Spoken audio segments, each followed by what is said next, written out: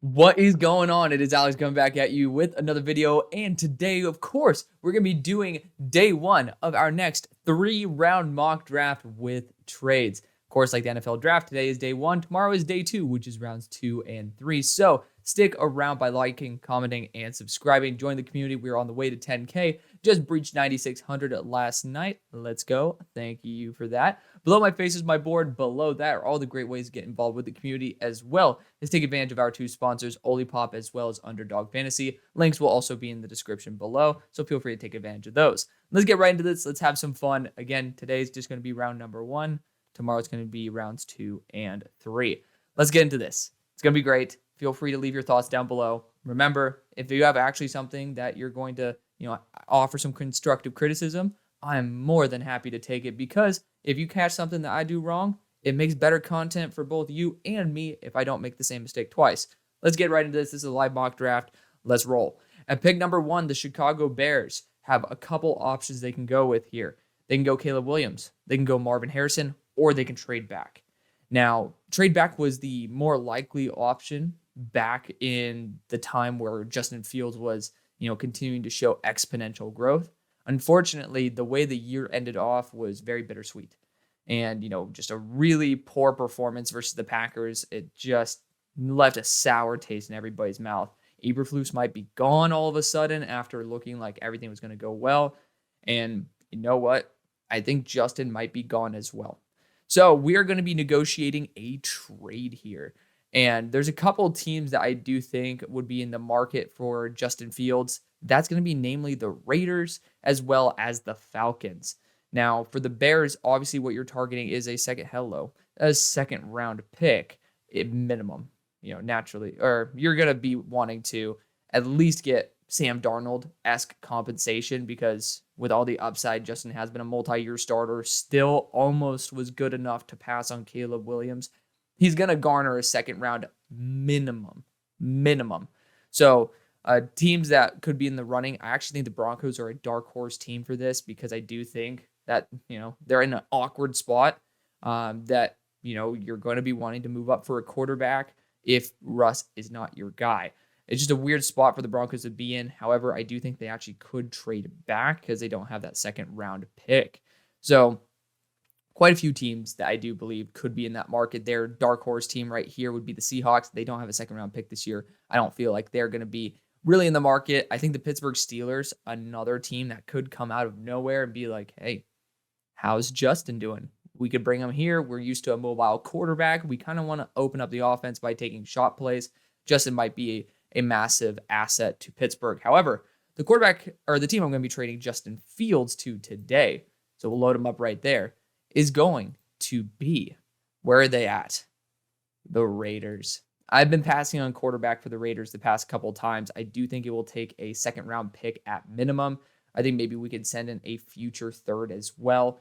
Again, this is not going to affect the mock draft. Maybe it will when it comes down to, for example, maybe a trade in round number 3. Maybe I'll want to make another move with the future third.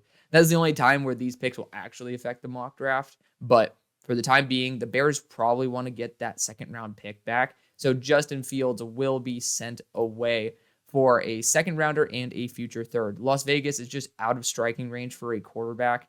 I just think that the value that Justin Fields offers at 2 second round picks, essentially, or actually technically a second and a fourth roughly in terms of value, is way more than if you traded with your first pick and ended up having to spend enormous amounts of draft capital as well as players to get up to draft a true starter. So Justin Fields gives a much better chance to succeed over in Las Vegas than probably the options that we could take there. So Caleb Williams is the Bears quarterback, kind of telegraph that by the fact Justin is gone, as well as bringing in that 44th overall pick. At pick number 2 for the Washington Commanders, there are 2 trains of thought here. There is go the quarterback route, which is probably where I'm going to go. In the future, I really do want to test this theory out. I would say, hey, maybe, Bieniemy ends up becoming the head coach. Maybe he ascends to that spot. And he's like, Sam Howell's my guy. The offensive line's crap, so let's trade down, get a ton of picks, and then still get a superstar tackle. I think that's a dark horse move and something that is very possible. But at the moment, I think the confidence in Sam Howell is at an all-time low. With probably new coaches coming in, there is also going to be a push for a new new quarterback in the system, a new leader of the franchise. Therefore, Jayden Daniels is going to be the guy. I think there's a solidified top 3, if not top 4 at the moment. And because Michael Penix's performance, which we'll talk about him eventually in this video, has probably pushed him out of that top 4. It's going to be Drake Maye, Bo Nix, Jayden Daniels, Caleb Williams as that top 4 group of quarterbacks. At pick number 3, I know Patriots fans. I've been hearing a lot of fake Maye comments, and believe me, I mean, look at where he is on my board. I have him at 23. I don't have a ton of faith in Drake Maye myself. However, I do think the upside and the improvement over the quarterbacks y'all have make it worth taking the risk. Now, a lot of people will say go with Drake Maye at 2 for the Commanders. I'm not on that train. Jayden Daniels is my QB2. And then go after Jayden Daniels for the Patriots. I think Jayden Daniels would be a fine option for the Patriots. Now, it's another team that could say, I'm going to take a swing on J.J. McCarthy in round number 2, because he did not do jack last night. I mean, we'll talk about him when that time comes up, but I highly doubt I might not even take Michael Penix in this round. Again, it's a live mock draft, so we'll see what the hell happens, but J.J. McCarthy and Michael Penix both didn't prove to be first-round quality quarterbacks last night. But for the Patriots, you go after the highest upside player. You have to. You owe it to your fans to just take a risk. Honestly, take a risk. Marvin Harrison Jr. is another really good option, but trading out and getting a tackle, going Marvin Harrison Jr. and Drake Maye, those are the 3 options you could do there. And for the time being, until I see who the coaching hire is going to be, or if Bill Belichick's not even going to be there, there's going to be a heavy emphasis on that quarterback position. There really is 3 top quarterbacks in the eyes of the public at the moment. We will see as the Senior Bowl comes around, which we will be in Mobile, holla. We'll see what happens then, because there's going to be a potential chance for Bo Nix to start ascending as well. And it's a good opportunity to see some of these players who, we haven't been able to see in an all-star circuit next to each other the whole time. At pick number 4 for the Arizona Cardinals, I don't need to explain this. It's a solidified top 4 for me. It really is. Marvin Harrison Jr. going to the Arizona Cardinals. So those of y'all who are listening to the audio version of this, we got Caleb Williams at 1. Justin Fields traded for a second-round pick as well as a future third to Las Vegas. Jayden Daniels to Washington at 2.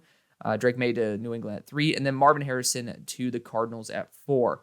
It's just a logical move right now. It makes total sense. As of next week, we'll probably start experimenting with a lot more crazy ideas. But for the time being, I really do like the options that the options that have been handed down to us.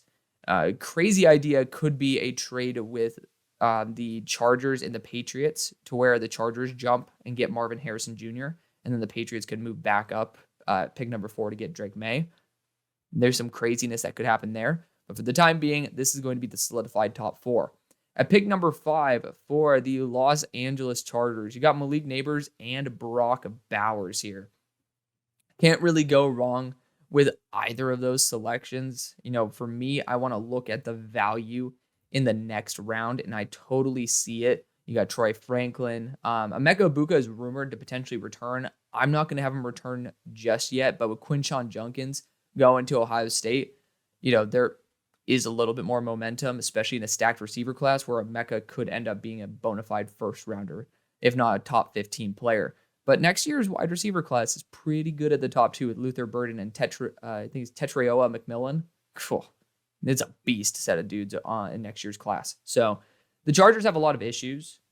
Corner 2, defensive interior, wide receiver, tight end.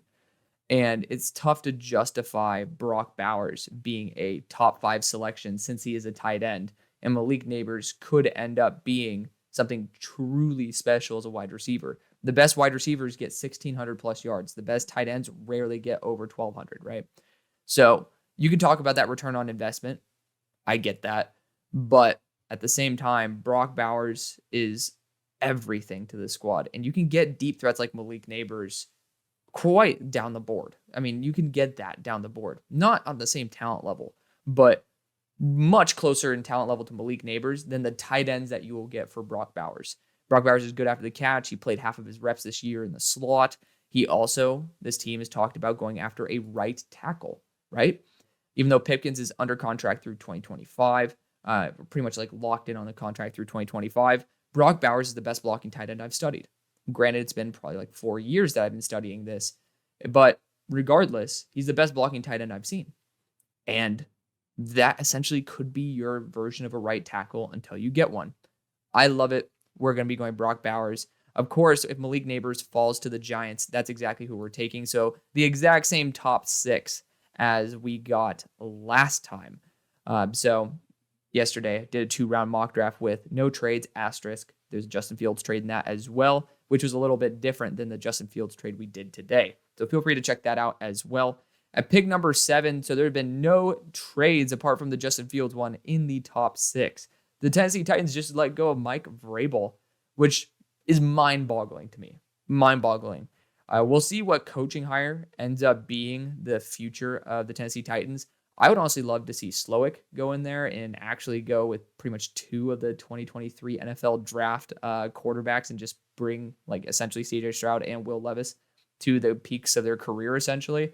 I do love that idea quite a bit. Of course, the offensive line is where you really do need to hone in. And there are 2 left tackles in this class that you really can rely on. So I will be looking to add one of those. I think Joe Alt is just the right option here. It makes sense. It really does. So the same top 7 as I had yesterday. Again, we're going to change things up a little bit at this Falcons selection where we do have quite a few picks. Instead of having to trade away 43 for Justin, spoiler alert for yesterday, we're going to be looking actually at an edge rusher here. The edge rushing group for Atlanta has been pretty pitiful. I do love Arnold Ebiketie, but then besides that, haven't really seen too much that I really, really loved. I see Olu Fashanu is available, and I want to see if there is a team that would be interested in moving up for him. And actually, I think the Saints could get ballsy. The Saints have been ballsy in the past when it comes to making big moves. It is in division, which is a little bit suspect, but I just really want to potentially make a move with them at the moment. Now, there is essentially one more wide receiver that is considered a top 10 player available, and that's Rome Odunze. For a couple teams that are going to be looking for that extra receiver, could be some incentive to move up. Besides that, I mean, there's not enough teams that want a true left tackle that would be willing to spend the draft capital to move up for Olu Fashanu. So I think we might be stuck here. We might be. Unless you want to do an in-division trade, which I think that's something I would love to hear from you Falcons fans as well as Saints fans about. I think that could be a smart move for both sides because you have extra draft capital. And, actually, you don't even have your 3rd-round pick. Seattle has that. Man, y'all are not in the best spot. Sorry to the Saints fans. But Atlanta, you know what? I've been trying to get the edge rushers to go up a little bit higher. We're going to continue forcing that to get higher and higher because we do have really good edge rushers who do end up slipping much farther than they should. Braylon Trice is a phenomenal player, did not end up, unfortunately taking over the game completely. Of course, when they're in duo defensive format, which is, 2 defensive tackles and essentially you're like almost like wide 9 edge rushers, you're going to get eaten alive by the run game.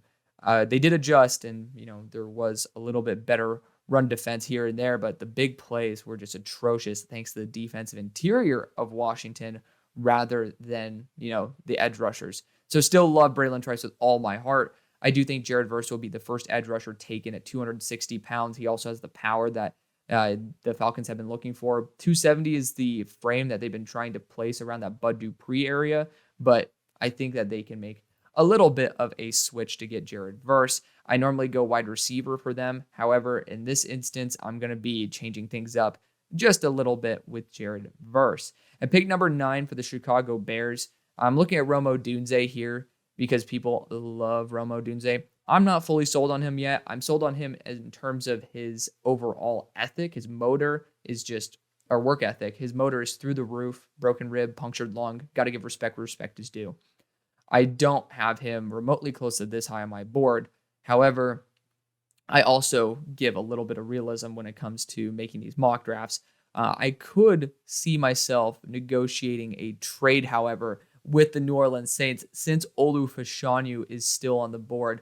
I know a lot of y'all want Romo Dunze really badly, but this is roughly worth a second round pick in a trade up, and Chicago has some other areas that I would love to continue developing.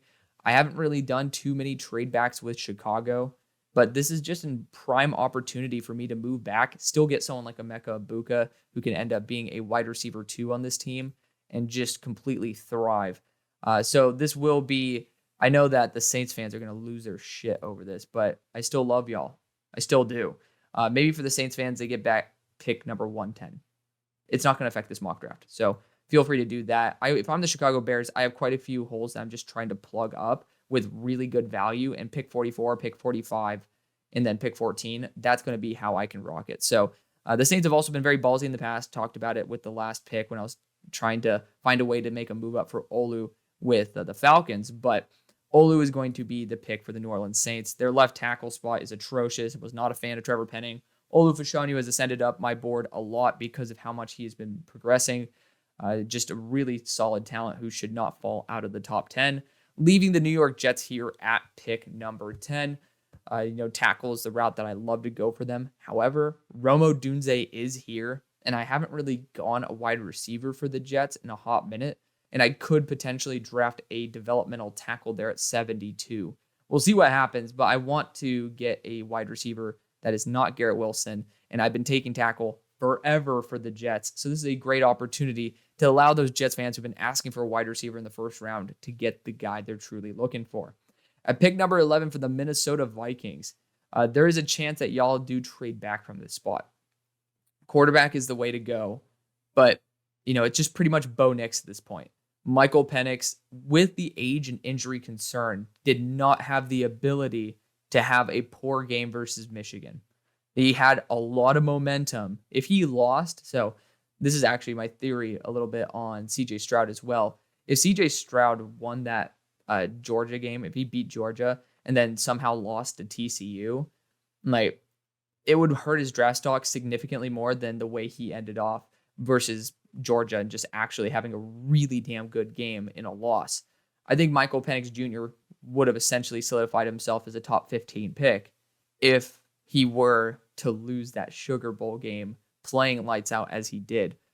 Bo Nix has been toe-to-toe with Michael Penix plenty of times, and, twice. So I can't say plenty of times, but he went toe-to-toe with Michael Penix twice and was 3 points short twice. Led 2-minute drills multiple times and ended up being very successful.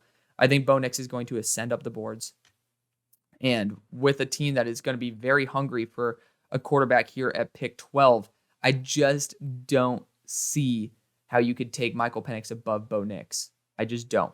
So we're going to be selecting Bo Nix out of Oregon here for the Minnesota Vikings. Edge rusher is another position I can go after. Same thing with defensive interior. But Bo Nix, to me, I'm going to start standing up for my QB. He's kind of tied QB3 with Drake Maye. But they have their own respective ups and downs. But Bo Nix will end up being the quarterback for the purple and gold. Is it purple and gold or purple and yellow? Who knows? I'll let y'all correct me down in the comment section below. At pick 12 for the Denver Broncos, again, do not have that second round pick. I think this is a great opportunity to be able to move back. And you got stars like Cooper DeJean, all the right tackles on the board, star edge rushers as well, which, to be fair, edge rusher is a position I think would be a very, very good fit for the Broncos at the moment. It kind of makes sense. And, again, quarterback, you could go Michael Penix here, but again, I just said it was too early, and I wholeheartedly believe that. I'm looking for some teams that are going to be a little bit more aggressive. So what are the players that would warrant a move up? I think the right tackles. You got Talise, you got Amarius, you got JC. There should be some teams that will get aggressive. And unfortunately, I'm not seeing too many teams that are going to be desperate. I can see the Niners with a crazy trade up because of the fact that they don't have that many issues. Hate to say it, they don't. But this team should be looking to acquire draft capital and then try to take a quarterback closer to the end of the first round. I'm not going to see any of these teams that I really do want to move up with actually have the necessary capital to make that happen. Now, I could see an Eagles trade up in order to acquire Amarius Mims, but man, 25 to 12 that's a big, big, big ask. So I think if you're going to make a big trade, you'd have to do it with the 49ers. It's a team that has a billion compensatory picks. It's a team that has very little needs, and they kind of have one position they need to target. So I'm going to go crazy. Let's have fun here together. Yes, this is semi-unrealistic, but for a team that has so many damn picks, because I could say the same about the Eagles, but the Eagles are not that desperate in my opinion. The Niners aren't desperate either, but they just don't have many, if any, issues. Like, look at the amount of picks y'all have. So obviously this is going to require that second round pick. It will require a future first as well. Like, maybe you could convince yourself to put a future second in there, but do your own negotiating on this. It will only require a 1-2-1 in order to move up this far. Thinking about it, I think it required 2 firsts to move up from like 19 down to 11. So maybe it does require a little bit more. Like, maybe toss in a 2026 second round pick. But the Niners need to be able to fix their needs with proper value. And the Broncos, my goal right now is in order for the Broncos to just build. They need to build. They're not ready to compete in their division. So the Niners have made a massive move up here. Again, could have tossed in more draft capital there, probably add in some 2026 capital. And the Niners are going to select Talise Fuaga, a superstar tackle out of Oregon State. Right tackle is a big issue for them. They need to address it with proper value. Again, it's a team that has been able to feast on day 3 picks and getting great value out of them. And you didn't give up any of those. So Talise Fuaga, you get an instant impact at a massive position of need for a team that is ready to make a massive push. At pick 13 for the Las Vegas Raiders, you traded your second round pick for Justin Fields. I do think a corner is very, very likely at this spot. You know, you got Cooper DeJean, but Cooper DeJean I feel is more of a safety. I think he'd be a top 10 safety in the NFL. I'm a big fan of the idea of Kool-Aid McKinstry on this squad. Pairing him up with Jack Jones would be very, very nice. I also love the defensive interior route. However, I want to start projecting what's going to be there at pick 77. I could see some guys like Makai Wingo, who I have as roughly outside of my top 100, being a really good addition for the Raiders as a high upside defensive interior. I went Jerzon Newton yesterday, but I do think I could be perfectly happy, drafting even a McKinley Jackson down the board. So we are going to be opting to go for Kool-Aid McKinstry here, superstar corner out of Alabama. I feel like even though he is technically ranked lower than Terry and Arnold, their play styles are completely different. And, Terry and Arnold's a little bit better in the field awareness and the zone coverage. Kool-Aid McKinstry is going to be much better balanced. And, he is the best man-to-man corner in the class, someone who is definitely an asset for the Raiders. It's a good building piece to have with Justin Fields. At pick 14, the Chicago Bears are back on the board. And, I do think with pick 44 or 45, we're going to be in great position to draft a wide receiver there. We can still draft an amazing edge rusher here. Again, Caleb Williams would be perfectly happy getting Emeka Buka, Keon Coleman, but at the same time, why not get Xavier Legette, Jalen Polk, for example, who just declared today, which I thought he might not declare, while you can end up getting a star edge rusher in Dallas Turner. So we acquired 2 second-round picks and still ended up getting Dallas Turner for the Chicago Bears. This is the way. You just continue to bolster that defense. You got Caleb Williams to help out in the offense, and we'll get weapons on day 2. At pick 15 for the Indianapolis Colts, I just feel like it's Cooper DeJean all the way if he is there. And, just the versatility. There is a now massive need almost. It's, I guess, more of an impulse need than anything to go after safety. He is just such a freight train. He has the ability to play a boundary corner role. In case of injury, he has the ability to play that slot corner role. And he's going to be a superstar at that safety position. When you have him and Nick Cross there for the long run, I think that's the way you truly can fix this team. Jerzon Newton's a little bit too light for me to bring him onto the squad. I do think a depth nose tackle who should be starting within a year is going to be a better solution, like a Tavondre Sweat. Could trade back here as well, but I just don't really see the opportunity for a proper move up. And to me, that means Cooper DeJean is the right option. There are people who will go and say, go after an edge rusher 1. I understand that. You guys have really good edge rushing presence. Like, I think you have 4 guys over 7 sacks, if not mistaken. And you had one of the higher pressure pass rush win rates. But I do understand you don't have a true edge 1. You're kind of playing money ball with a lot of edge rushers who are pretty consistent. When you got Leatu, Latu, Braylon, Trice on the board, Chop Robinson, I can get the attraction, but fixing the secondary helps out those edge rushers even more. And then, there are some really good depth edge rushers in this class. When you got Cooper DeJean, he's going to fill in a role that you're looking to fill, and just be happy. You get a superstar, he'll end up finding his own role. Sometimes you just got to get the player, just get the talent, and then the rest will fall into place. At pick 16 for the Seattle Seahawks, I got Jayden Newton here, and I don't think I'm going to let it pass up. This team could use one extra defensive interior player. Don't know what the situation is going to be for Leonard Williams.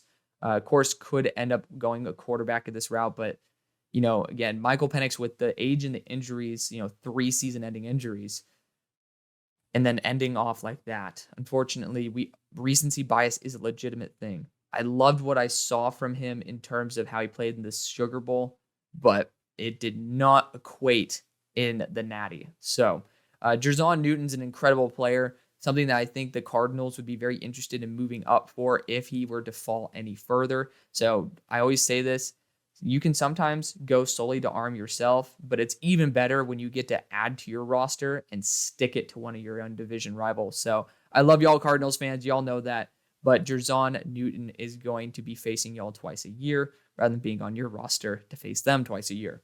At pick 17 for the Jacksonville Jaguars, I do feel like this is a great opportunity to trade out. I want to get an interior offensive lineman or a corner for them, and I feel like you could still accomplish that goal while moving down. Right tackle is going to be the position to target because I do know the Bengals are going to be taking one at the next pick. There are 2 remaining that are starter quality.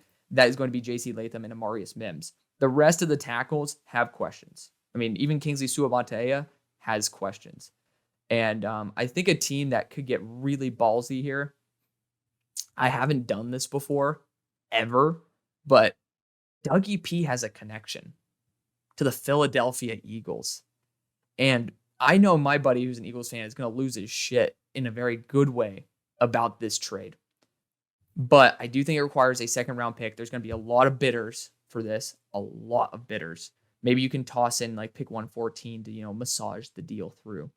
I don't think that's going to be the case. I will certainly send a second-round pick at minimum. Maybe we'll even have to send more, but it's not going to affect this mock draft. We can, of course, change things as time goes on. But the Philadelphia Eagles are going to trade with the Jacksonville Jaguars. This is a proper position for the Jags to move back and still get a star offensive lineman or a falling corner. That's where I'm at with the Jags at the moment. The Philadelphia Eagles, they always do things a year in advance, right? They're always 1 year ahead of the curve. When we think that it's a little bit too ballsy in order to make a move or select a type of player, certain position, they always make it early. And they always end up being on top. It's like, oh, that seemed like a good decision. It was bad at the time, but you know what? They're a year under their belt and they're ready to go. Amarius Mims, tackle out of Georgia, is the perfect opportunity to move off of Lane Johnson. Kelsey's going to be retired. Lane Johnson's best friends with Kelsey. Amarius Mims is the way. And he's a Georgia player, so kind of fits. But, I mean, actually, the talent, 6'7", 340, should be a top 15 pick. Should be a top 3 pick in 2025, but Amarius is doing Amarius things on his own. If he's happy with being a top 20 pick, power to him. But at pick number 18, I telegraphed this move. This is going to be J.C. Latham, tackle out of Alabama. Instant asset in the run game, still developing a little bit as a pass protector, but, very much worth it at this point. Not many other tackles that are remotely close to this talent level. There is a significant drop before the next offensive tackle. So I have JC at 17 on my board. The next actual pure offensive tackle is going to be Kingsley Suamataia at 49. So there is a huge drop in Kingsley. I am also being very, very optimistic about. He's not that talented. Regardless, you got pick number 19 now with the Green Bay Packers. So quick little recap. From the Bears pick, we got Dallas Turner going to the Bears via that trade back with New Orleans. Cooper DeJean going to the Indianapolis Colts. Jayden Newton going to the Seahawks. The Eagles end up trading up, sending their second round pick, as well as probably a future pick. I mean, we could always readjust it after the fact. But getting Amarius Mims, and then the Bengals going J.C. Latham. At pick 19, the Green Bay Packers need a corner. Right now, the big positions to target for this team are corner, slot safety probably because I'm not a huge fan of Keyshawn Nixon. And then also getting another linebacker. Devondre Campbell has not been extremely reliable. Linebacker, none of them worth a first-round pick, in my opinion, remotely. I could look at a defensive interior here. I do think a Byron Murphy would be very intriguing, or a Tavondre Sweat, but that's a really big dark horse pick. Really big dark horse pick. And I took Nate Wiggins yesterday, and a lot of people also wanted Terrion Arnold. So in the sake of keeping things fresh, I think it's a great idea to go after my number one corner in the draft, Terrion Arnold.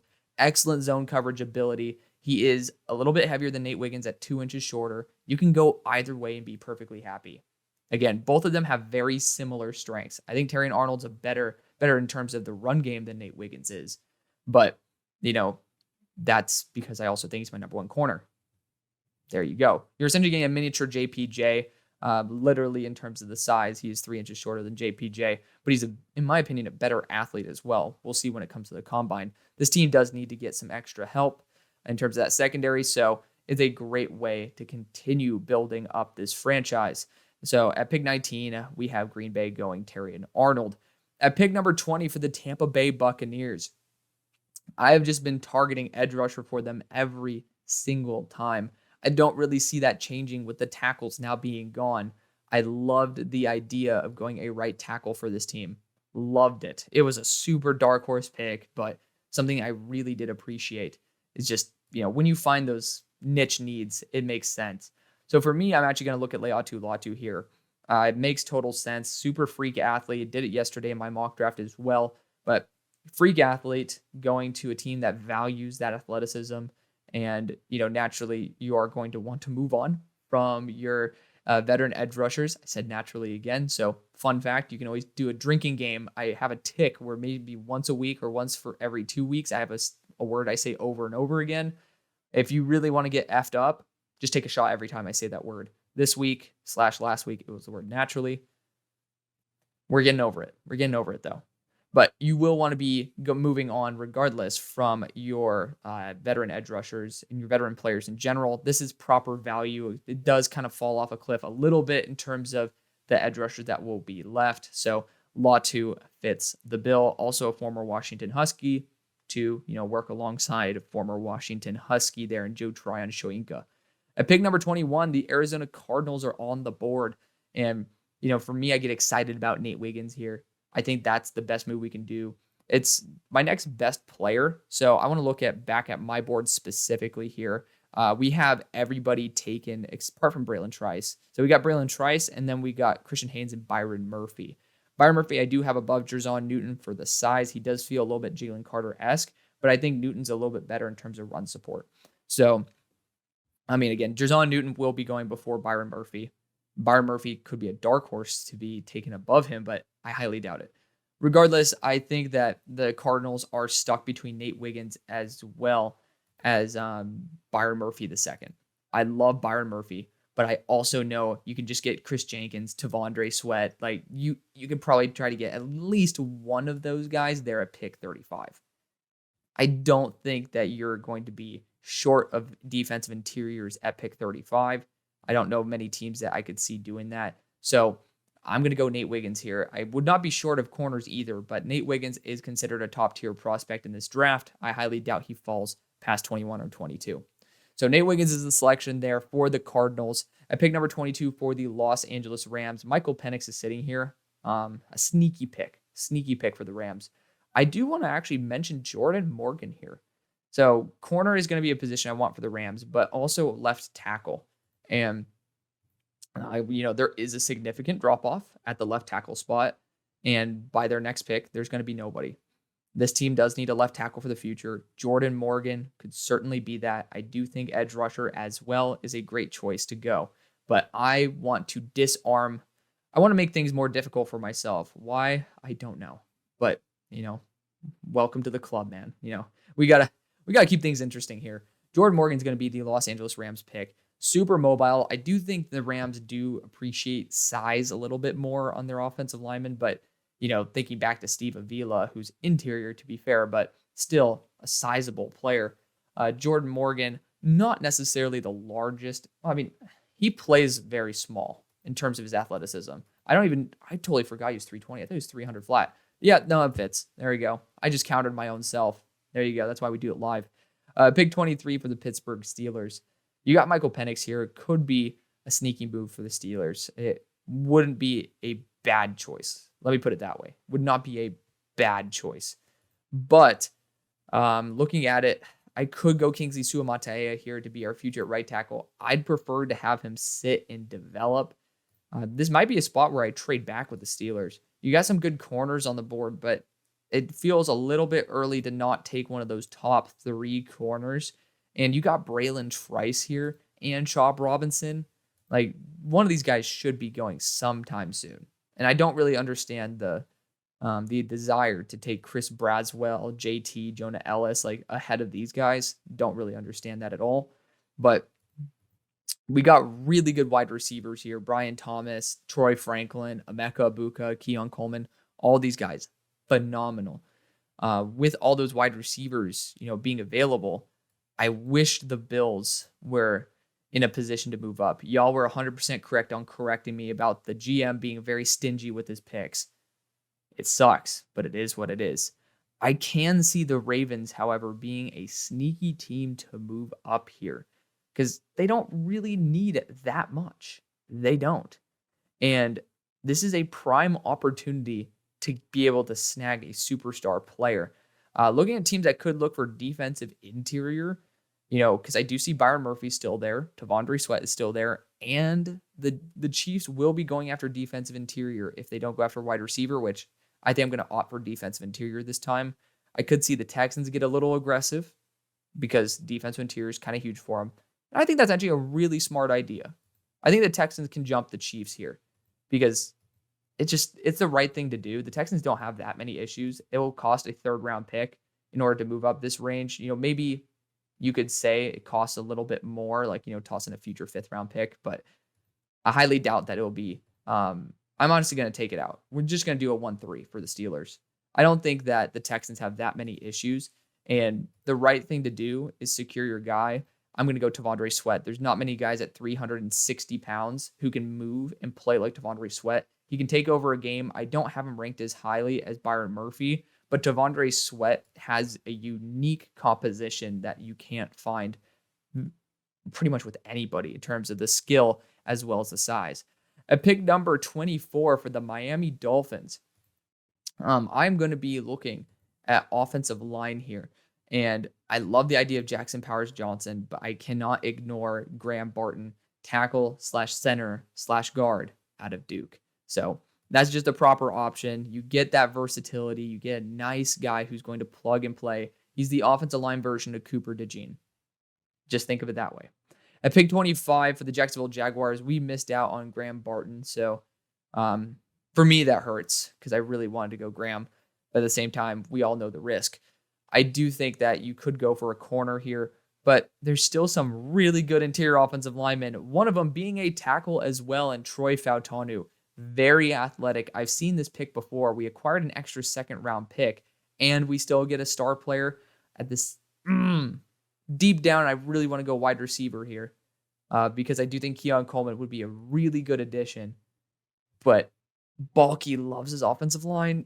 I'm resisting. I went after interior offensive line last time. We're going to go Keon Coleman here out of Florida State. He is a perfect complement to the receiving core that they do have. If they keep Calvin Ridley, that's perfectly fine as well. Keon Coleman's a stud. Big fan of that. Pick number 26 for the Kansas City Chiefs. Wide receiver Brian Thomas Jr. has been my move 10 out of the 10 times. I am going to say, let's try a new route. That route is Byron Murphy II. I love Byron Murphy with all of my heart. I don't know why it took me so long to get an official grade on him. So for that, I apologize. However, this guy reminds me a lot of Jalen Carter. He needs a little bit more development. Maybe Chris Jones ends up staying 1 more year, and that could be huge for someone who's 310 pounds and moves at probably a 4.6 speed. He is ridiculously athletic. At pick 27 for the Steelers, this is very digestible to take Michael Penix at this point. Like, it kind of makes sense to go after him at this spot. But at the same time, I do think we could get the best interior offensive lineman in the draft in Jackson Powers-Johnson and fix that center spot rather than praying to God that we get Cedric Van Pran, which very well might not with the Bears having multiple second-round picks. I think with that in mind, getting just the best leader of the offensive line is going to be key. Again, we could try to pray that he would fall to Cedric Van Pran will fall to 55, but I just know he won't. So unless we want to opt for Zach Frazier or Drake Nugent, this is the way we got to go. So we added a second round pick in there, and then we get to go Jackson Powers Johnson, star center out of Oregon.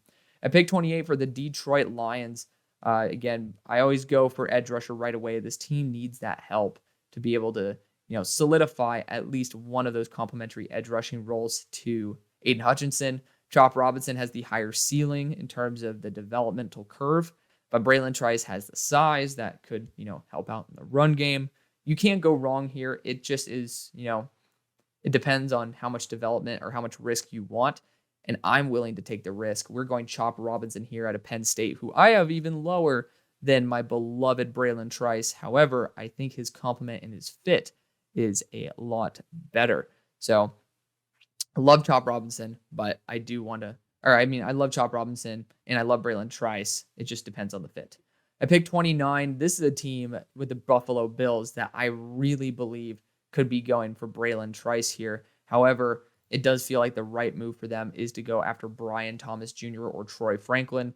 At 6'4", 205, I think his frame will last a little bit better in Brian Thomas in the colder weather. Emeka Egbuka is proven in the colder weather, and I have him above in terms of his overall grade over Brian Thomas. So you know what? I'm going to go off of my board. I like Brian Thomas. I like Troy Franklin, but my next best wide receiver is pretty much Johnny Wilson, but he's a flex hybrid tight end wide receiver. It's Emeka Egbuka. I'm going to show the love that he deserves. Super well balanced. Maybe not the guy who makes your jaw drop every single play, but he's the guy who's just super consistent, smooth route runner, really good athlete. He doesn't do anything wrong. He truly is a jack of all trades. At pick 30 for the Dallas Cowboys, center is off the board at the moment. Left tackle, though, is available at Kingsley Suamataia. I want him to sit for a year anyways, so this is a perfect spot for him to go to train to be the future of left tackle for the Colts. Just kidding, not the Colts. I don't know why the hell I said that, but for the Cowboys. At pick 31 for the Denver Broncos, I said I wanted to trade back and still get a star quarterback. That is exactly what I'm doing. Michael Penix Jr. ends up becoming a Denver Bronco. We acquired a future second as well as a future first out of the deal with that trade with San Francisco. Maybe more. Again, TBD. But Michael Penix Jr. is the selection there. Excellent player. He just had a really shitty end to his collegiate career. He's had some really poor injuries, and that tends to lead to people falling. And if you have a poor, recency bias is a legitimate thing. Michael Penix had an amazing Sugar Bowl game that ascended him very, very much into the top 10 conversation. And, I'm still putting him in the first round for the 5th year option, and we'll see how he handles the cold there in Denver. But, you still get your second round pick, Denver. So we're going to be able to have that and a future first. At pick 32 and ending off the draft, we have the Baltimore Ravens, who I considered moving up for Brian Thomas Jr. However, we are going to be trading out of this spot. There's a team that I think should be pretty desperate for an edge rusher. Looking at the tackles, I could be pretty desperate for a tackle as well. Tyler Guyton is available. I mean, this is a team that could honestly take Tyler Guyton. Let's see. I don't know how, because I love Braylon Trice. I'm trying to get him off the board. Braylon Trice versus Tyler Guyton and Troy Fautanu. For the record, the first 2 picks very well might end up being Troy Fautanu and Tyler Guyton of the second round. I mean, we could talk about it because the Ravens do need to go after offensive line, but you could end up taking a risk. Let's not take a risk. I'm going to go Troy Fautanu for the Baltimore Ravens. We're going to have Braylon Trice fall out of the first round, which breaks my heart again. He's top 5 player on my board. But, edge rusher, sometimes hard to come by when the tackle class is very, very good at the top and tapers off really, really quickly. Troy Fautanu has the ability to play tackle, but he actually will end up probably playing guard. The Ravens do value run blocking as well as just blocking in general. and mobility quite a bit. Troy Fautanu checks all of those boxes. So that is going to be the video. Thank you so much for watching and showing the love that you always do for the show. See you tomorrow for rounds 2 and 3. See you on the far side. Peace.